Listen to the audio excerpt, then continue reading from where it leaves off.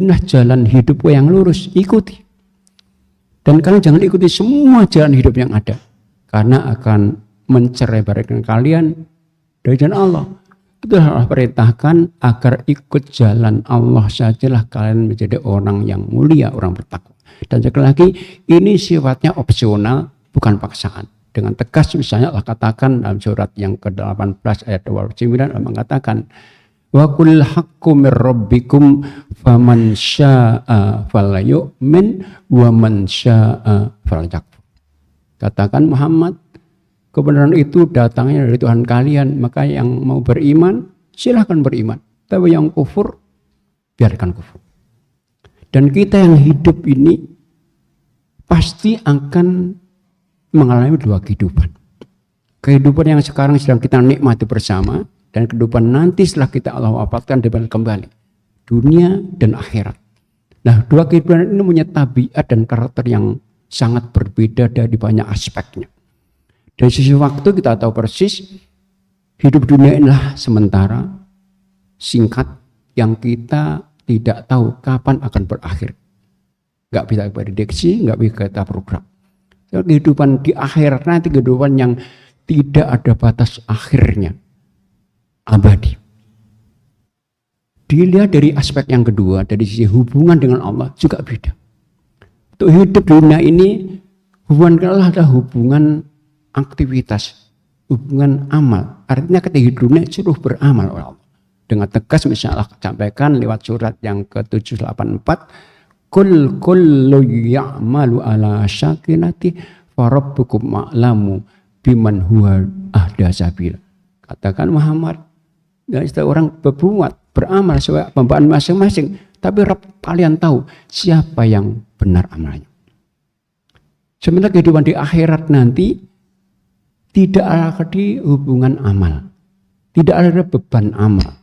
Di akhirat kita adalah waktu-waktu kita menunggu hasil kerja dunia ini, baik atau buruk. Di akhirat hanya dua saja, kalau enggak neraka, surga. Dan tentunya kita semuanya menghadapi kehidupan abadi itu kehidupan yang baik di surga Allah. Dan tidak lagi akan turun ke neraka.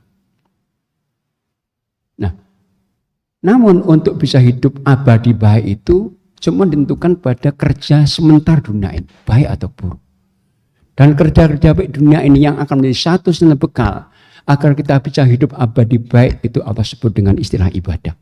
Itu rahasia karena Allah mengatakan wa ma khalaqtul jinna wal insa illa liya'budun. Aku tidak ciptakan jin dan manusia kecuali satu tujuan, agar mereka ibadah di dunia ini.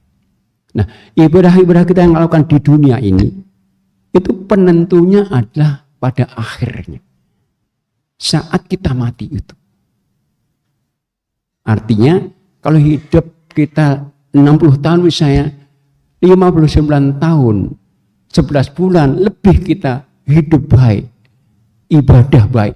Tapi di akhirnya itu justru kita tinggalkan ibadah itu, maka tidak ada artinya ibadah yang kita lakukan lama itu. Nabi mengatakan hadis riwayat Muslim, yub'atsu kullu 'abdin ala ma mata alaihi. Setiap hamba Allah itu akan dibangkit dan dari kiamat kondisi baik buruknya tergantung bagaimana kondisi dia mati, baik atau buruk. Sehingga jemaat sekalian, hidup baik itu penting. Tapi mati baik lebih penting. Karena orang hidup baik tentu di akhirat baik. Tapi kalau orang mati baik dipastikan akan hidup baik di akhirat nanti. Husnul khotimah harus menjadi tujuan utama kita. Nah, untuk bisa hidup mati baik itu tentunya harus diupayakan. Nah, namun dalam Al-Quran disebutkan ada satu kata menjadi kunci agar bisa mati baik. Namanya istiqomah. Kenapa istiqomah? Karena ajal kita ini tidak bisa kita prediksi, tidak ada kaitan dengan sehat atau enggak sehat, enggak dengan panjang umur atau tidak, kaitan dengan tua atau muda, datang cuma waktu-waktu. Nah, ketika orang itu enggak istiqomah ibadahnya, bukan tidak mustahil saat ajal tiba, justru saat enggak istiqomah itu, maka potensinya bisa sulh khotimah. Tapi seorang itu kalau istiqomah dalam hidupnya, konstan ibadahnya, Maka kapan pun ajal tiba, mesti dalam kebaikan, maka dijaminnya husnul khotimah. Itulah kenapa Nabi mengatakan kepada kita dalam hadis Muslim, ahabbul a'mali ilallahi ad-du'wamuhu wa in qalla.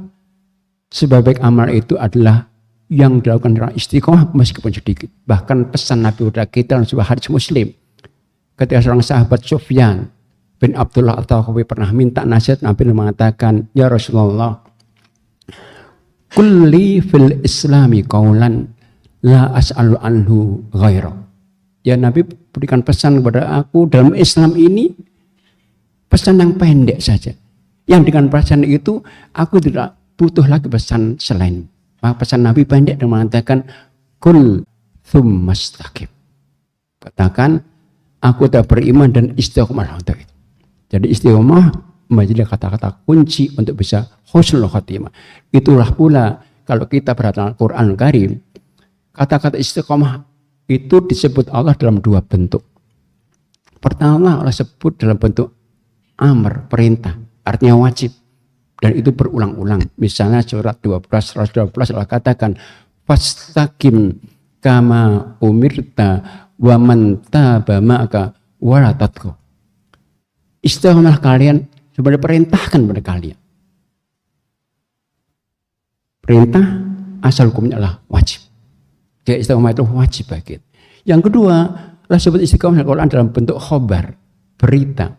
Itu Allah sebutkan dua kali Al-Quran, surat 41 ayat 30 dan surat 46 ayat 13-14. Allah katakan, innalladzina qalu rabbunallahu tsumastaqamu fala khaufun alaihim walahum yahzanun ulaika ashabul jannati khalidina fiha jazaa'an bima kanu ya'malun.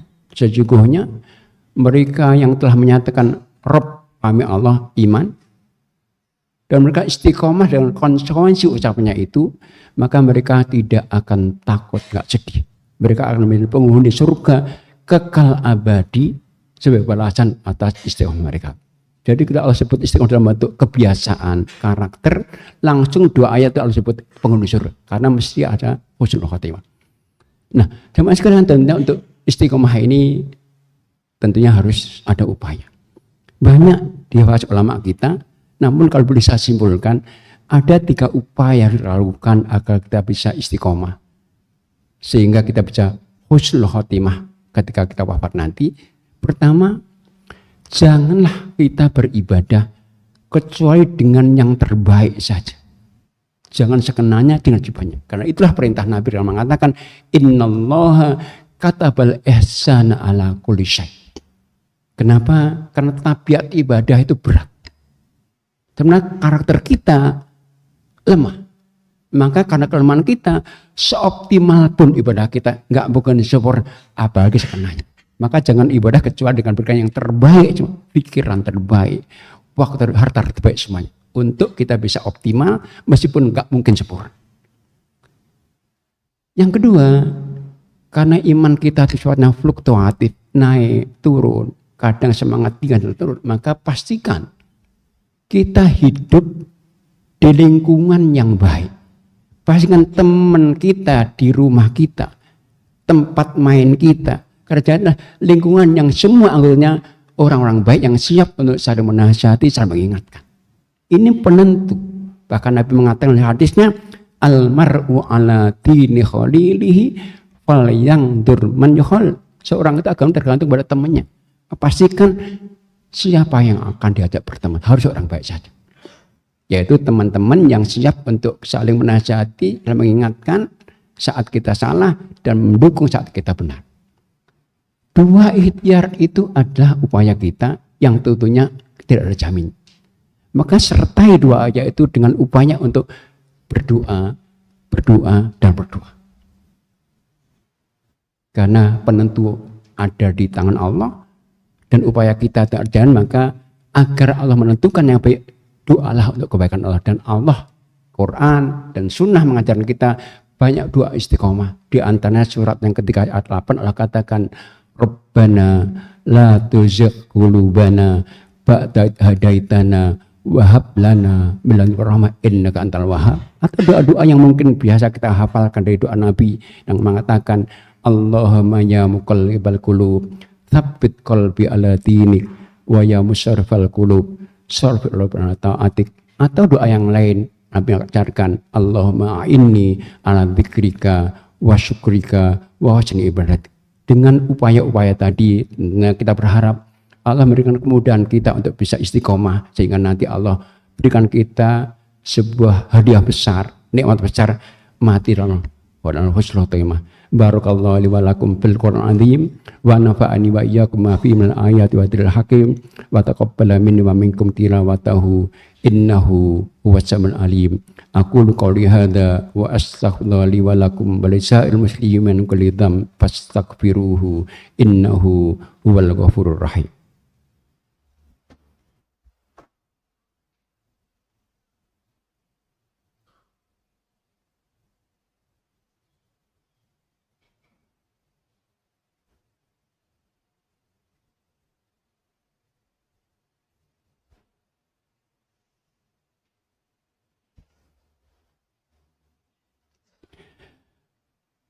Alhamdulillahi rabbil alamin ghafirid dzambi wa qabilit taub syadidil iqabi tawdi la ilaha illa huwa ilaihil masir. Asyhadu an la ilaha illallah wahdahu la syarikalah wa asyhadu anna muhammadan abduhu wa rasuluh. Allahumma salli wa sallim ala nabiyyika Muhammad wa ala alihi wa sahbihi wa man da'a bi da'watihi wa sara ala nahji ila yaumiddin. Amma ba'du ya ibadallah, usikum wa iya nafsi bi taqwallah faqad fazal muttaqun. Yaqulu subhanahu wa ta'ala fi mahkamit tanzili ya ayyuhalladzina amanu taqullaha wa qulu qawlan sadida yuslih lakum a'malakum wa yaghfir lakum dzunubakum wa man yuti'illah wa rasulahu faqad faza fawzan 'azima. Ma'asyiral muslimin, di ayat yang saja baru saja dibacakan kembali Allah berwasiat menyuruh kita agar kita bertakwa Allah Ta'ala.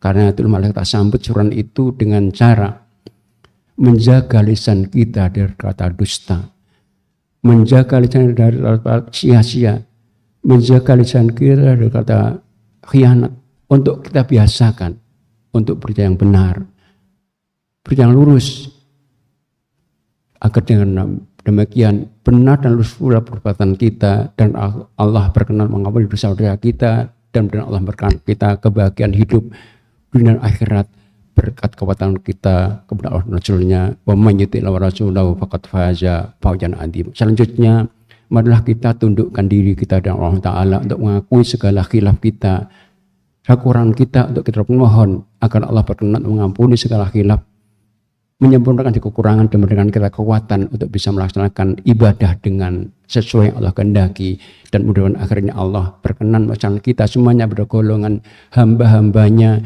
yang pantas untuk mendapatkan hak bahagia hidup dunia akhirat berkat kekuatan kita kepada Allah Rasulnya. Allahumma amin. A'udzubillahi minasyaitonir rajim. Bismillahirrahmanirrahim. Alhamdulillahirabbil alamin. Hamdan yuwafi ni'amah wa yukafi mazidah. Ya Rabbana lakal hamdu kama yanbaghi li jalali wajhika wa adhimi sultanik.